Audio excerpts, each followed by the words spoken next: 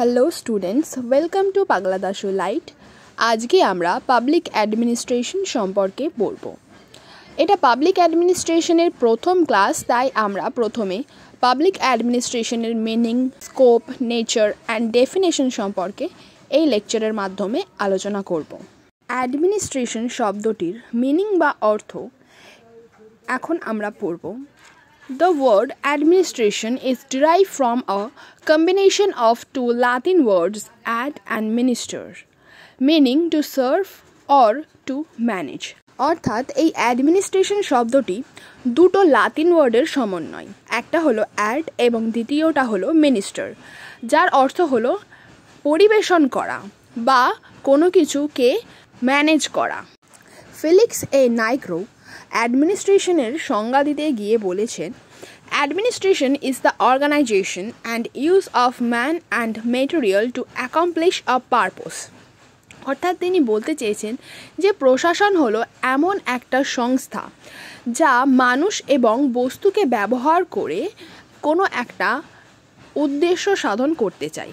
অর্থাৎ তিনি বোঝাতে চেয়েছেন যে কোনো সংস্থার দ্বারা মানুষ এবং প্রয়োজনীয় বিভিন্ন প্রকার বস্তুকে ব্যবহার করে যদি কোনো উদ্দেশ্য সাধন করা যায় তখনই তাকে প্রশাসন বলা যায়। হার্বার্ট এ সাইমন প্রশাসনের সংজ্ঞা দিতে গিয়ে বলেছেন, administration can be defined as the activities of group cooperating two accomplish common goals.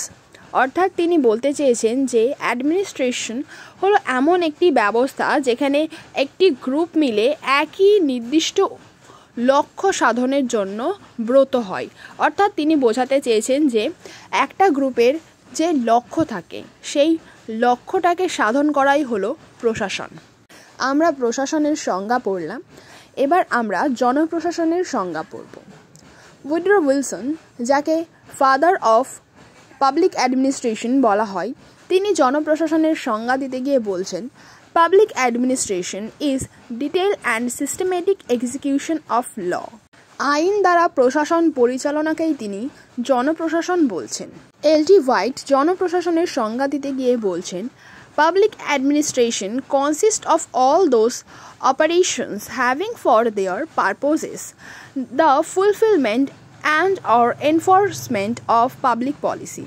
জনগণ যা চাইছে তা পূরণ করার জন্য যে সকল নিয়ম নীতিগুলো নেওয়া হচ্ছে, যেগুলো এনফোর্স করা হচ্ছে, তাকেই তিনি জনপ্রশাসন বলেছেন। লুথার গুলিক বলছেন, public administration has to do what government and concerns primarily with the executive branch. তিনি বলছেন গভর্নমেন্ট এক্সিকিউটিভ ব্রাঞ্চের সঙ্গে যে নিয়ম নীতি পরিচালনা করে তাকেই জনপ্রশাসন বলা হয়।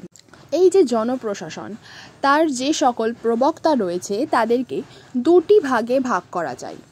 এক হলো সংকীর্ণ অর্থের প্রবক্তা আর এক হলো বৃহৎ অর্থের প্রবক্তা। জনপ্রশাসনের সংকীর্ণ অর্থের প্রবক্তারা হলেন যারা কেবলমাত্র শাসন বিভাগ, আইন বিভাগ এবং বিচার বিভাগের মধ্যে জনপ্রশাসনকে সীমাবদ্ধ রাখে, তাদেরকে সংকীর্ণ অর্থের প্রবক্তা বলে। এদের মধ্যে উল্লেখযোগ্য হলেন হার্বার্ট সাইমন, হেনরি ফেয়ল। অর্থাৎ যে সকল প্রবক্তাদের মধ্যে মনে করেন যে জনপ্রশাসন কেবলমাত্র আইন বিভাগ, শাসন বিভাগ এবং বিচার বিভাগের মধ্যেই সীমাবদ্ধ বা এদের দ্বারাই নিয়ম নীতিগুলো পরিচালিত হয় এবং কার্যকরী হয়, তারা হলেন সংকীর্ণ অর্থের প্রবক্তা। এরপরে আসা যাক বৃহৎ অর্থের প্রবক্তা। যে সকল তাত্ত্বিকেরা মনে করেন সরকারের শাসন বিভাগ, আইন বিভাগ এবং বিচার বিভাগ ছাড়াও আরও অন্যান্য বিভাগ নিয়ে জনপ্রশাসন তৈরি, তাদেরকে বৃহৎ অর্থের প্রবক্তা বলে। এদের মধ্যে উল্লেখযোগ্য হলো ফেলিক্স এ নাইগ্রো, পি. ফিফনার, এল.ডি. হোয়াইট। জনপ্রশাসনের বৃহৎ অর্থের প্রবক্তারা বোঝাতে চায় যে বর্তমান দিনে জনপ্রশাসন কেবলমাত্র এই তিনটি বিভাগের মধ্যে সীমাবদ্ধ নয়। জনপ্রশাসনের ক্ষেত্র পরিধি এখন বহুপাক্ষিক। সরকারি প্রশাসন ছাড়াও বেসরকারি প্রশাসনের সাথেও এই প্রশাসন মিলিত হয়েছে, তাই এর ক্ষেত্র কেবলমাত্র এই তিনটি বিভাগের মধ্যে সীমাবদ্ধ থাকতে পারে না। এখন আমরা জনপ্রশাসনের প্রকৃতি সম্পর্কে বা নেচার সম্পর্কে আলোচনা করব। জনপ্রশাসনের প্রকৃতির আবার দুটি দৃষ্টিভঙ্গি রয়েছে। একটি হলো ইন্টিগ্রাল ভিউ আর একটি হলো ম্যানেজারিয়াল ভিউ। এখন আমরা ইন্টিগ্রাল ভিউ নিয়ে আলোচনা করব।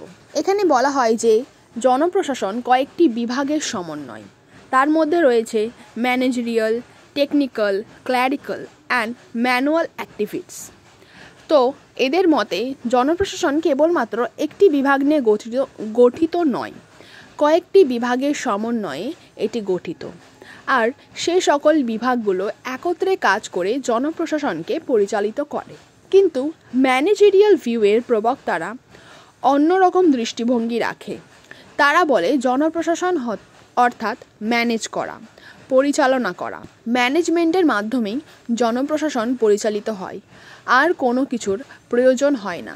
ঠিকঠাকভাবে কোনো জনপ্রশাসনকে ম্যানেজ করলেই তা পরিচালিত হবে। এই ইন্টিগ্রাল ভিউয়ের প্রবক্তাদের মধ্যে রয়েছে এল.ডি. White, মক, এবং ম্যানেজারিয়াল ভিউয়ের প্রবক্তাদের মধ্যে রয়েছে সাইমন, গুলিক অ্যান্ড উরউইক। এবার আমরা জনপ্রশাসনের স্কোপ বা লক্ষ্য সম্পর্কে আলোচনা করব।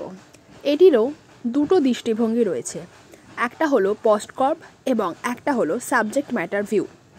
জনপ্রশাসনের এই স্কোপের ক্ষেত্রে বলা হয় যে একটা জনপ্রশাসনের ভেতরে বা একটা ম্যানেজমেন্টের অবস্থানের ভেতরে এই পোস্টকর্প ভিউটা থাকে। অর্থাৎ জনপ্রশাসনের মধ্যে যখন কাজ হবে তখন এই ওপর থেকে নিচে অবধি পোস্টকর্প ভিউ মেনে চলবে। পোস্টকর্প এক একটা ডিজিট এক একটা নিয়ম নীতির সমান। P for planning, O for organizing, and S for staffing, D for directing, Co for coordinating, R for reporting, B for budgeting। অর্থাৎ প্রথমে কোনো নিয়ম নীতি নেওয়ার জন্য প্ল্যানিং করতে হবে, তারপর সেই প্ল্যানটাকে ফুলফিল করার জন্য অর্গানাইজ করতে হবে, তারপর স্টাফিং করতে হবে, অর্থাৎ কে কোন কাজ করবে তা ঠিক করে দিতে হবে, এই স্টাফদেরকে ডিরেক্ট করতে হবে, কোঅর্ডিনেটিং সমন্বয় সাধন করতে হবে কাজের মধ্যে, আর কে কোন কাজ করছে তার রিপোর্ট পেশ করবে উচ্চপদস্থ কর্মচারীর কাছে। আর তারপরে রয়েছে বাজেটিং, কতটা বাজেট হলে সেই কাজটা পুরোপুরিভাবে সম্পন্ন হবে তা কাজ করার আগেই ঠিক করে নিতে হবে। এটা ছিল পোস্টকর্প ভিউ। এবার আসা যাক সাবজেক্ট ম্যাটার ভিউতে। সাবজেক্ট ম্যাটার ভিউয়ের প্রবক্তারা বলে থাকেন যে সবসময় যে পোস্টকর্প ভিউ মেনেই কাজ হবে তা কিন্তু নয়। প্রতিটা ক্ষেত্রে বা প্রতিটা কাজের ভেতরে, প্রতিটা ম্যানেজমেন্টের বিষয়ের ভেতরে এক একটা পোস্টকর্প থাকে। কখনো কখনো পি আর এস কাজ করে, প্ল্যানিং আর অর্গানাইজিং কাজ করে, কখনো আবার প্ল্যানিং, অর্গানাইজিং, ডিরেক্টিং কাজ করে। উদাহরণ হিসাবে আমরা বলতে পারি যে যখন কোনো ব্যক্তি রিসার্চ করছে বা সে হচ্ছে একজন রিসার্চার, তখন তিনি কি করবেন, তখন যদি তার অর্থের প্রয়োজন হয় সেহেতু তিনি একটা চিঠি লিখে জমা দেবেন। তিনি কিন্তু সেই ডিপার্টমেন্টের HOD এর কাছে সরাসরিভাবে জমা দিতে পারেন না। তিনি যে ব্যক্তির আন্ডারে PhD করছেন আগে তার কাছে সেটা যাবে, তারপর সেই রিপোর্টটা যাবে HODর কাছে, এবং HOD তারপর সেই রিপোর্টটাকে যিনি অর্থনৈতিক বিভাগে রয়েছে তার কাছে পাঠাবে। এইভাবে কিন্তু পোস্টকর্প কাজ করবে। কিন্তু সাবজেক্ট ম্যাটার ভিউয়ের প্রবক্তারা বলে এই যে যিনি PhD স্কলার রয়েছে তিনি যদি সেই HODর আন্ডারেই কাজ করে তাহলে কিন্তু তাকে একটা কম ধাপ পেরোতে হচ্ছে। তিনি সরাসরি তার যা দাবি তা HODর কাছে জানাতে পারবেন। তাই এই সাবজেক্ট ম্যাটার ভিউয়ের প্রবক্তারা বলেন যে পোস্টকর্প সবসময় প্ল্যানিং, অর্গানাইজিং, কোঅর্ডিনেশন এইভাবেই কাজ করে না। কখনো কখনো প্ল্যানিং, অর্গানাইজিং, কখনো কখনো বাজেটিং এইভাবে সরাসরিও কাজ করতে পারে। লুইস মেরিয়াম বলেছেন, public administration is an instrument with two blades, one is postcorp and another is subject matter view। অর্থাৎ তিনি বলতে চেয়েছেন যে পাবলিক অ্যাডমিনিস্ট্রেশনের যে স্কোপ রয়েছে তা একটি ব্লেডের মতন কাজ করে, যেই ব্লেডের এক প্রান্তে থাকে পোস্টকর্প এবং অন্য প্রান্তে থাকে সাবজেক্ট ম্যাটার ভিউ। এই গেল আজকের আমাদের আলোচনা। আর পোস্টকর্প সম্পর্কে ডিটেল লেকচার আমরা পরে কোনো লেকচারে আলোচনা করব।